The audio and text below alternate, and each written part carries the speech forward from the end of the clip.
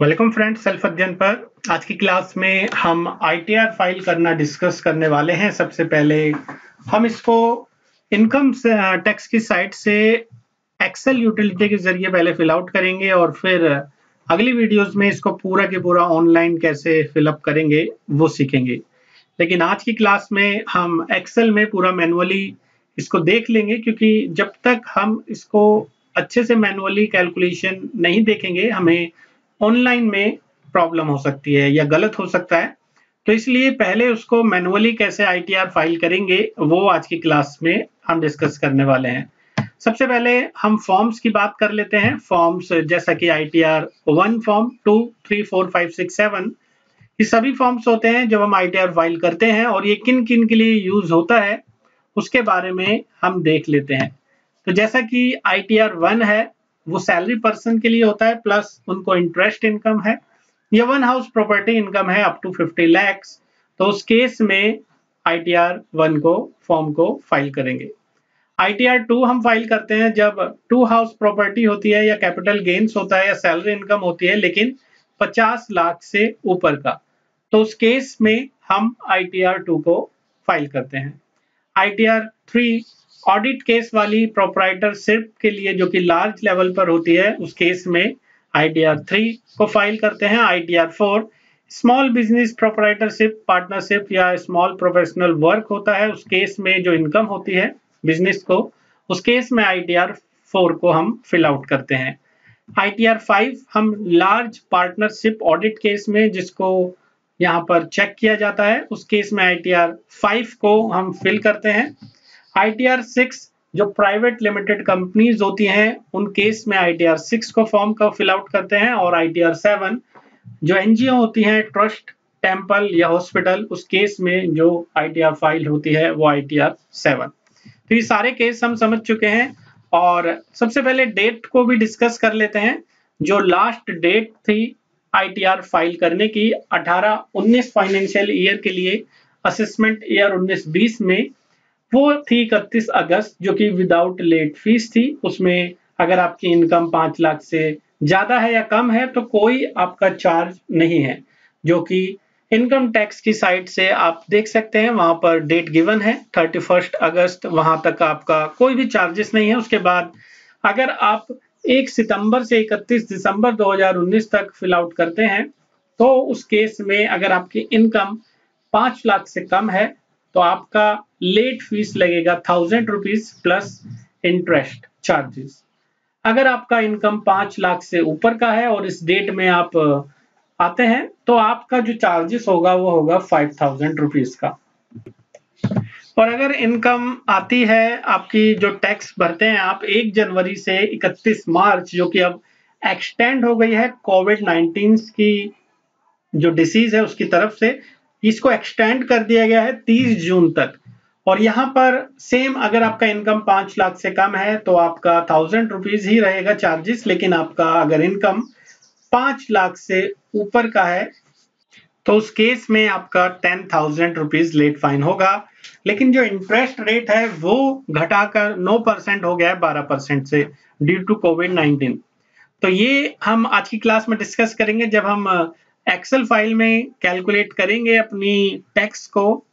सबसे पहले तो हम डिस्कस करेंगे 5 लाख से कम की इनकम को, और आने वाली क्लासेस में हम डिस्कस करेंगे 5 लाख से ऊपर की इनकम को। तो दोनों कंसेप्ट को हम समझ जाएंगे कि लेट फाइन कैसे चार्ज हो रहा है। 5 लाख से कम इनकम है तो आपका 1000 रुपीज प्लस इंटरेस्ट, और अगर आपका इनकम 5 लाख से ऊपर है तो 10,000 रुपीज प्लस इंटरेस्ट। अगर यही चीज 31 दिसंबर तक हम फिल आउट करते तो होता 5000, और 31 अगस्त 2019 तक फिल आउट करते तो होता ये 0। तो ये चीजें हम डिस्कस करेंगे आज की क्लास में ही, कैलकुलेशन एक्सेल में देखेंगे।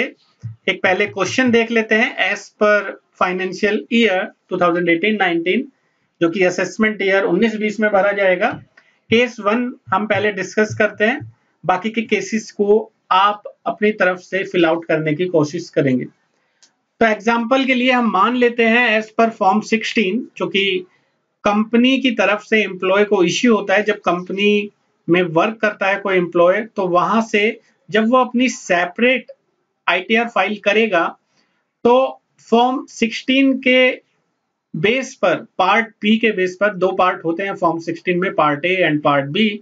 पार्ट ए में कंपनी खुद की कैलकुलेशन करती है जितना डिडक्ट हुआ है एम्प्लॉय की सैलरी में से, जो भी पीएफ, जो भी इनकम टैक्स काटा गया है, और पार्ट बी में सारी की सारी डिटेल्स होती हैं। तो उसके तहत हम आईटीआर फाइल करते हैं अपनी सेपरेट। तो वही हम डिस्कस करने वाले हैं एज पर form 16। Suppose employ has salary income 40,000, how much TDS and PF is deducted by the company, what is his gross salary, वो हमें कैलकुलेट करनी है। टीडीएस के साथ साथ नेट सैलरी भी हमें निकालनी है।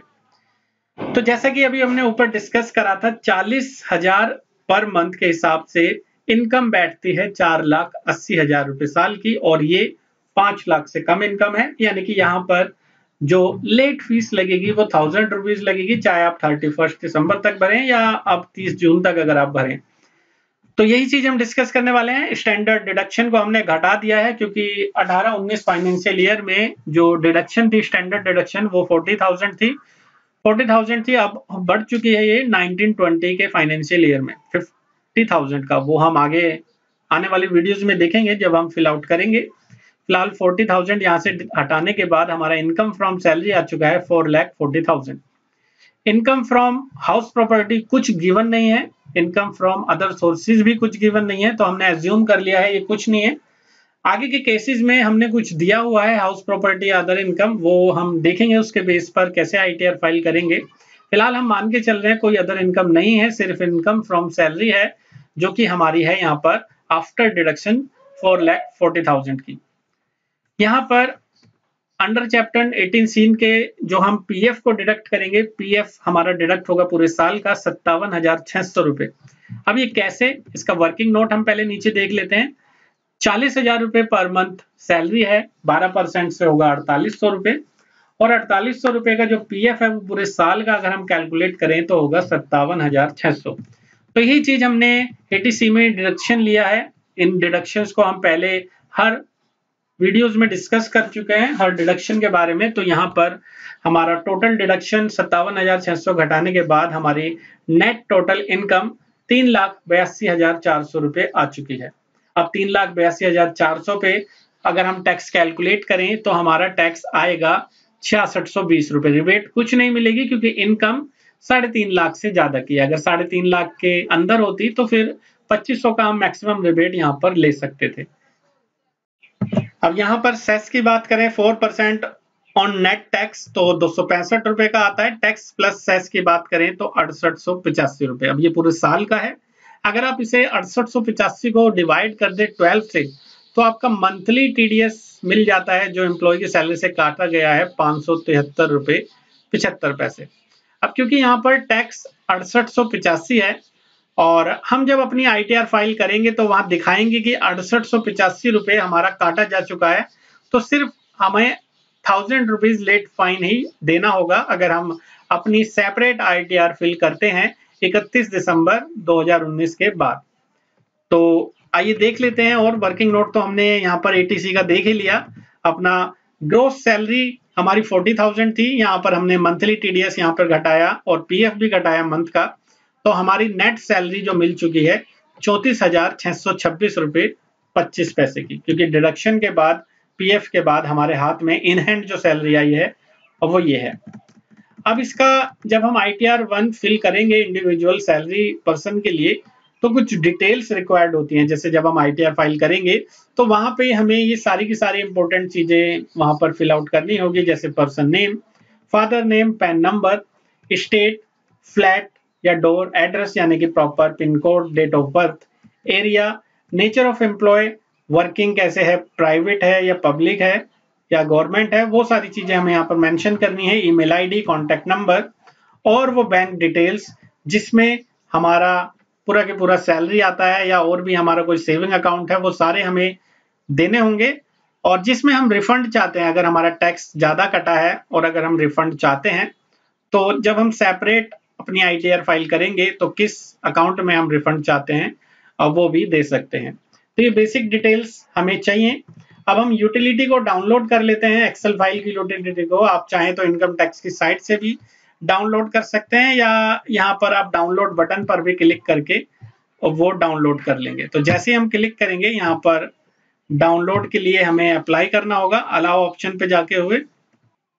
तो क्रोम में इस तरीके के हमारा वो जो लिंक है वो खुल जाएगा। आप अपना सेपरेट भी खोल सकते हैं इसको।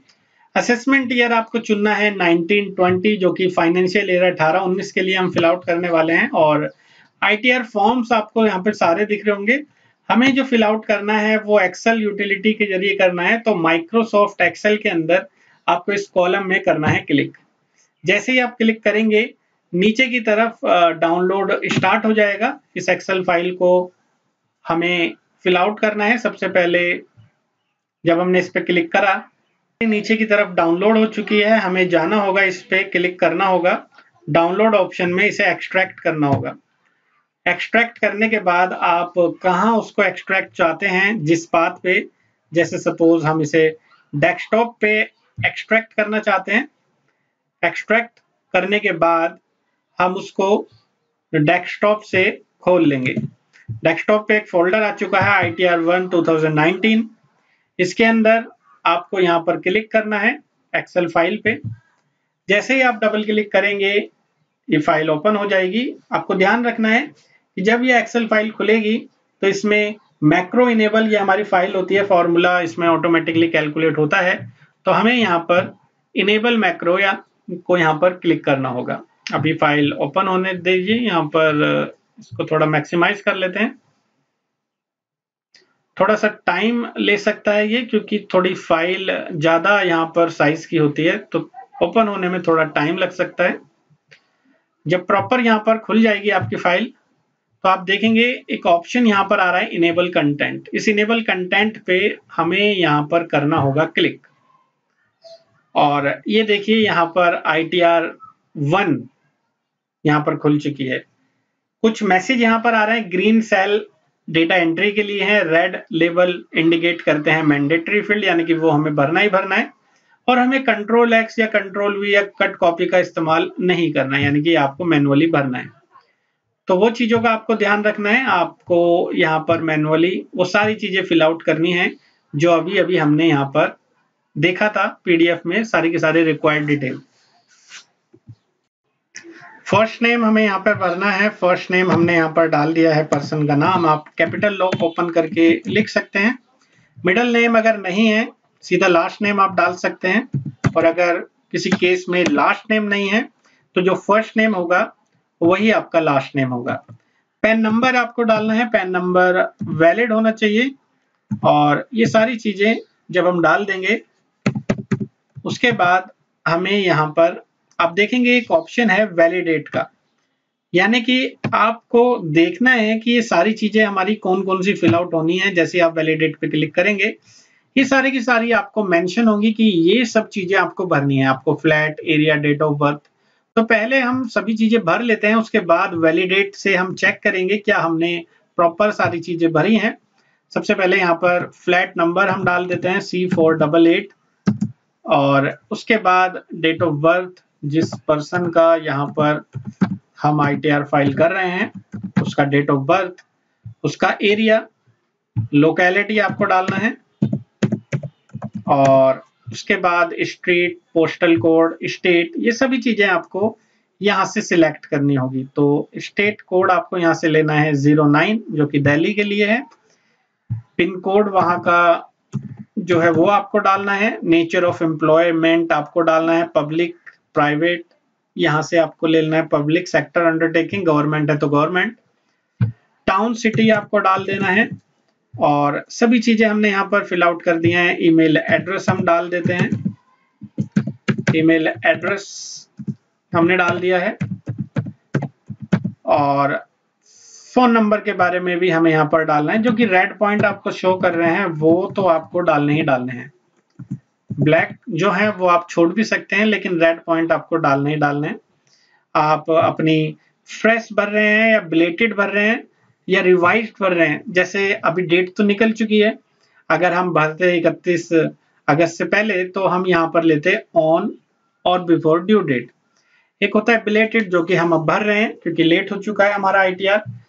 और रिवाइज का मतलब है कि हम पहले भर चुके हैं लेकिन हमें फिर से थोड़ी अगर मिस्टेक हो गई है तो हम दोबारा से भरना चाहते हैं, तो उस केस में हम लेंगे रिवाइज। अभी हम यहाँ से ले लेते हैं ब्लेटेड। जब हम न्यू भरेंगे, जैसे 19-20 फाइनेंशियल ईयर के लिए जब हम भरेंगे 20-21 के असेसमेंट ईयर में, तो फिर हम वहां से लेंगे ऑन और बिफोर ड्यू डेट। अब हम एक बार फिर से देखते हैं वैलिडेट करके कि क्या क्या चीजें यहाँ पर रह गई हैं। वैलिडेट करा हमने। वैलिडेट करने के बाद आप देखेंगे seat income detail is okay, यानी कि जो जो रिक्वायर्ड डिटेल थी वो हम डाल चुके हैं। अब हम यहाँ पर सैलरी डालेंगे। सैलरी के बाद जैसे आप देख रहे हैं ग्रोस सैलरी। ग्रोस सैलरी में सैलरी एज पर सेक्शन 17 फर्स्ट, यहाँ आपको डालना है ग्रीन वाले चीज पे।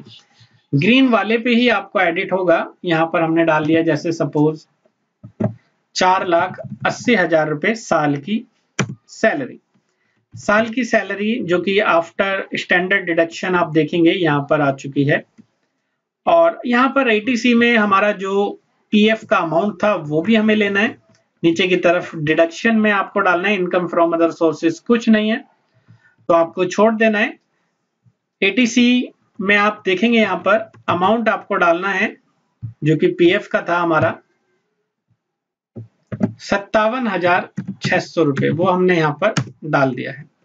तो सभी चीजें स्टैंडर्ड डिडक्शन घटाने के बाद हमें अब कैलकुलेट करना है अपना टैक्स, क्योंकि कोई अदर इनकम नहीं है, कोई और डिडक्शन नहीं है।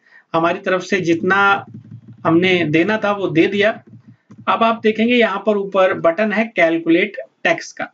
तो जैसे ही हमने कैलकुलेट टैक्स करा, यहाँ पे प्रोसेस हो चुका है। लेकिन कुछ चीजें हैं जो रिक्वायर्ड अभी हमें भरनी है। Father name in verification in seat tax paid, यानी कि टैक्स पेड के अंदर यहाँ पर हमें कुछ डिटेल्स डालनी होगी। अभी कैलकुलेशन नहीं होगा।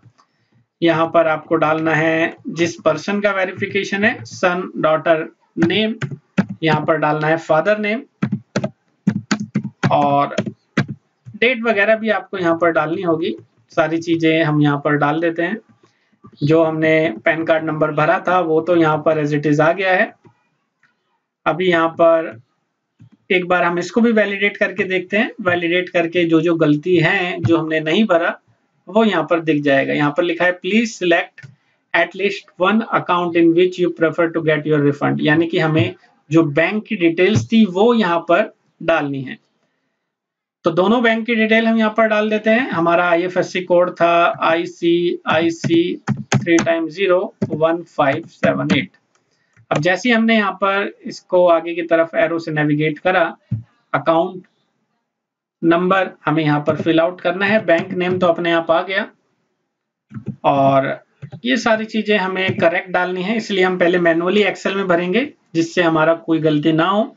हम यहाँ से इसको XML में जनरेट करके वहां अपलोड भी करा सकते हैं। तो यहाँ से हमने फिल आउट कर दिया, अकाउंट नंबर डाल देते हैं। उसके बाद यहाँ पर आप रिफंड किस में चाहते हैं, जैसे आपके 2 अकाउंट हैं और आप रिफंड चाहते हैं ICICI बैंक में, तो यहाँ पर टिक कर सकते हैं। ऐड रो से आप और भी अकाउंट्स हैं तो वो भी ऐड करा सकते हैं। जैसे आपके 3 बैंक अकाउंट में अगर आपकी ट्रांजैक्शंस हैं तो आप ऐड रो से यहाँ पर डाल सकते हैं। यहाँ पर दूसरा अकाउंट हम डाल देते हैं और उसके बेस पर फिर यहाँ पर बैंक नेम अपने आप आ जाएगा। यहाँ पर हमें डाल देना है बैंक अकाउंट नंबर, और आप इसमें रिफंड नहीं चाहते तो इसको अनटिक रखिए। एक बार फिर से हम वैलिडेट करके देखते हैं क्या हमारा शीट बिल्कुल ओके है। तो यहाँ पर आप देखेंगे अभी selection of capacity in verification part is mandatory. Verification का हमें यहाँ पर डाल देना है टैक्स पेड एंड वेरिफिकेशन। नीचे की तरफ चलते हैं। यहाँ पर वेरिफिकेशन के अंदर हमें प्लेस डालना है। प्लेस हम डाल देते हैं यहाँ पर दिल्ली।